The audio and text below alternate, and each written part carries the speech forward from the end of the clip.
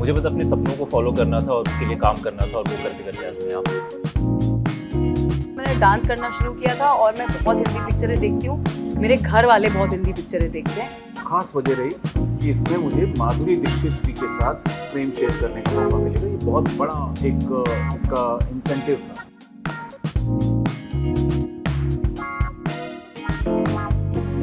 नमस्कार, आप देख रहे हैं हिंदुस्तान और मैं हूं अविनाश पाल।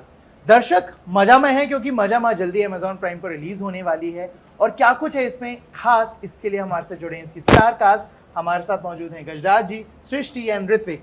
गाइस, स्वागत है आप सभी का। Thank you. ठीक है, तो बहुत रिलीज के नजदीक है, कितने एक्साइटेड या नर्वस हैं आप लोग? हम लोग बहुत एक्साइटेड है और मुझे लग रहा है हमने बहुत अच्छा काम किया है और अब ऑडियंस के पास पहुंचने वाली है हमारी film.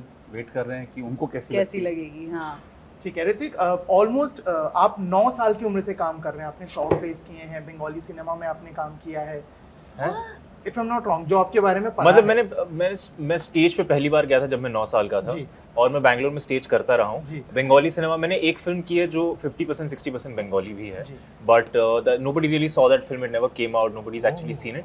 So I very proudly I could say that देर आए दुरुस्त आए, my debut film Majama is going to be out on 6th of October on Amazon Prime Video. ठीक है, तो तब से जो अभी तक का जो आपका सफर रहा है, इसमें क्या कुछ मुश्किल आई हैं? हाउ यू टैकल देम कि ये प्रॉब्लम्स आई हैं विनाश, ऐसे मैंने इसको सॉर्ट आउट किया? Very honestly, touch wood, thank God, very honestly, ऐसी कोई तकलीफें या मुश्किलों का मुझे सामना नहीं करना पड़ा, क्योंकि सर के ऊपर छत था, खाने को खाना मिलता था, पहनने को कपड़ा मिलता था, घर पे एक बहुत ही प्यारा परिवार है।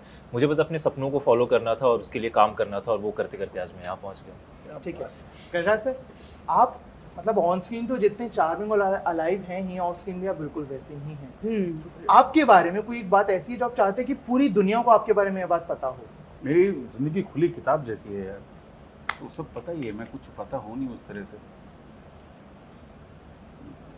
कोई एक ट्रेट, कुछ ऐसा कुछ जो हम दोनों को भी नहीं पता। हाँ, करेक्ट। आप दोनों को भी नहीं पता, एकदम इमीडिएटली तो नहीं मालूम चल रहा, मैं माफ़ी चाहता हूँ। आपकी फेवरेट सब्जी कौन सी है? मुझे राजमा बड़ा पसंद है। ये मेरी हमें माँ नहीं बहुत पता अच्छा राजमा बनाती है मेरी माँ। और कोई ऐसी चीज जो बिल्कुल नहीं पसंद हो खाने में कि अब तो जिंदगी की उस मोड़ पे होंगे, सब एडजस्ट 20-22 साल इनकी उम्र में नखरे बहुत करता था मैं खाने पीने में। ये लोग नखरे नहीं कितने प्यारे बच्चे हैं। स्वीटेस्ट। ठीक है सृष्टि, जब भी हम लोग किसी करियर में आते हैं, कहीं ना कहीं एक ऐसा मोमेंट होता है जब हमें क्लिक करता है हमें ये करना है। हाँ, तो व्हेन यू रियलाइज कि अविनाश मेरे को एक्टिंग में जाना है, वो मोमेंट क्या था? कब ऐसा लगा? वो मोमेंट नहीं था, मुझे पता था बस। जब मैं 4 साल की थी तब से मैंने डांस करना शुरू किया था और मैं बहुत हिंदी पिक्चरें देखती हूँ। मेरे घर वाले बहुत हिंदी पिक्चरें देखते हैं। मेरे पापा जितेंद्र जैसे तैयार होते थे। चाचा को मॉडलिंग करनी थी, तो मेरा पूरा माय होल हाउस, चाचा अभी तक, आई मेट माय चाचा कपल ऑफ डेज अगो, कहते हैं बेटा मैगजीन में मेरी फोटो आई थी, तो प्लीज बॉलीवुड टाइप का पूरा This should be घर a show, The Shrivastovs. We are a show. So दादी और मेरे दादाजी लिखते थे। उन्होंने पहले नजर पिक्चर आई थी बहुत पहले, उन्होंने लिखी थी वो। या फोन में है। सो तो हमेशा से मुझे हीरोइन बनना था। और दादी ने जो बोला, दादी ने माधुरी जी के साथ काम करो। हाय राम। तो वो पता ही था, जब से मैं छोटी थी पता ही था और उसके लिए ही काम करती आई हूँ आज तक। ठीक है ऋत्विक, बीते कुछ वक्त में आपका जितना भी काम आया सभी ने बहुत पसंद किया है, आपको बहुत तारीफें मिली हैं। Thank you. वो एक मोमेंट जब लगा कि यार बॉस मैं स्टार बन गया हूँ, लोग मुझे पहचान रहे हैं, प्यार मिल रहा है, वो कोई एक ऐसा मोमेंट रहा? मैंने ना फॉर्चुनेटली ऐसे प्रोजेक्ट्स किए जहाँ पे किसी ना किसी तरीके से मेरा लुक चेंज होते रहा है। तो क्योंकि इतना लुक चेंज किया आज तक कोई पहचान नहीं पाया कि है कौन, ऋतु एक कहाँ पे है। But honestly it's a great thing. तो नहीं, ऐसी कोई फीलिंग तो आज तक तो नहीं है कि मैं स्टार हुआ मुझे लोग पहचान रहे। बट डेफिनेटली एक सेंस ऑफ हैप्पीनेस है कि जिस तरीके की कहानी मेरे पास आ रहे, जिस तरीके के प्रोजेक्ट्स, जिस तरीके के makers who are ready to work with me, I think I am very blessed and very happy right now. मतलब वो स्पार्क, वो मोमेंट अभी आना बाकी है, शायद पता भी नहीं कभी आएगा नहीं आएगा। I don't know what is that feeling of being a star. Like I can't define it. Like I can look at SRK and say that That's a star. Yeah. Now if you're asking me will I ever feel like that, see my answer is going to be no, but I don't know, maybe one day you will tell me कि आज तू star बन गया, maybe I don't know. Sir, नई generation के जो actors होते हैं जब उनके साथ आप काम करते हो, कुछ ऐसा रहता है कि इन बच्चों को या इन नए लोगों को मेरे को ये सिखाना है और इनसे मुझे कुछ ऐसा सीखना है, नहीं, पहली बात तो वो नज़रिया ही नहीं होना चाहिए कि इन बच्चों से आपको सीखना है, क्योंकि कलाकार जो होते हैं, एक्टर हैं, वो उससे उम्र का कोई लेना देना नहीं है। क्योंकि हो सकता है किसी का 40 साल का तजुर्बा हो और किसी का सिर्फ 40 हफ्ते या 40 दिन का तजुर्बा हो, वो उतना ही स्किलफुल है अपने क्राफ्ट में, उतना ही माहिर है। तो मुझे नहीं लगता कि उसका उम्र का, और मैं इन जो भी नौजवान, जिन लोगों से अपने से कम उम्र के, नौजवान कहूँ मैं, अपने से कम उम्र के लोगों के साथ जब भी काम करता हूँ, तो मैं मेरे मन में तो ऐसा नहीं आता है कि मैं बच्चे के साथ आया बच्चे, ऐसा मैं कभी नहीं। और मुझे भी, जब मैं इनकी उम्र का था और मुझे ऐसे कलाकार मिलते थे जो इस तरह से बिहेव करते थे, मैं उनके साथ काम करना पसंद नहीं करता था। मुझे वो सारे कलाकार अच्छे लगते थे जो मुझे एक धरातल पर मिलते थे, कि मुझे अभिनेता के तौर पर देखते थे या सह कलाकार के तौर पर देखते थे, ना कि बच्चे आ जाते को सिखाते हैं। तो बट ये सच बात है सर, Yeah. एग्जैक्टली हमारे साथ हमेशा ये रिलेशनशिप आज हम तीनों के बीच में, हम सबके बीच में सेट पे इसीलिए है क्योंकि सर, मैम, मैम। रजत सर, शीबा मैम, सब ने मिलकर, निनाद सर, सिमोन मैम, एक बार भी एक सेकंड के लिए हमें ऐसा नहीं फील कराया कि चलो नए बच्चे आ गए करते, नहीं। It was always give and take. हमेशा हमसे पूछते थे, हमसे बातें करते थे, and that's just commendable. Correct. ये तो अभी देखा जो मैंने बोला ना, लाइव पर्सनालिटी ऑफ स्क्रीन भी। Yeah. तो no शुक्रिया। doubt। फुल्ली। किरदारों को चुनते हो आपके जहन में क्या चलता है कि कुछ ऐसा पैमाना है कि अगर ये चीजें हैं तो किरदार मेरे लिए इन है, वरना नहीं करूँ? तो जैसे पहले इस वाले फिल्म के बारे में बोले, मजामा, तो उसमें सबसे खास वजह रही कि इसमें मुझे माधुरी दीक्षित जी के साथ फ्रेम शेयर करने का मौका मिलेगा। ये बहुत बड़ा एक इसका इंसेंटिव था। और फिर उसके अलावा ये कि आनंद तिवारी जो डायरेक्टर हैं, उनके साथ मैं पहले काम कर चुका हूँ, तो वो तो सॉर्टेड था कि भाई ये तो काम तो ठीक ठाक होगा। और उस पर माधुरी जी हैं। फिर उसके बाद बढ़ती चली गई, बाकी कलाकारों का चयन हुआ।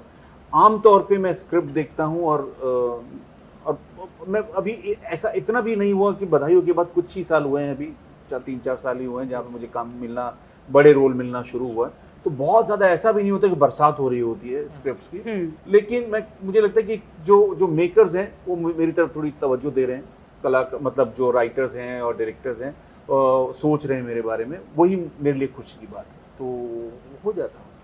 Fair enough। ऋतिक, जब आप कोई कैरेक्टर में रहते हैं, अगर एक होता है लीड कैरेक्टर, होता है सपोर्टिंग कैरेक्टर, तो एज जब लीड में आप काम करते हैं तो क्या लगता है, प्रेशर है अविनाश, या लगता है कि नहीं ठीक है, ये तो और ज़्यादा चैलेंजिंग हो गया है मेरे लिए? मैंने ऑनेस्टली आज तक सिर्फ ऐसे ही प्रोजेक्ट्स किए जिसमें ना लीड कैरेक्टर्स ना सपोर्टिंग कैरेक्टर्स है, बहुत ही स्ट्रॉन्ग एंसेम्बल्स है। तो मैं जेन्युइनली नहीं समझ पाता कि क्या मैं लीड कैरेक्टर हूँ या सपोर्टिंग कैरेक्टर हूँ या क्या हूँ।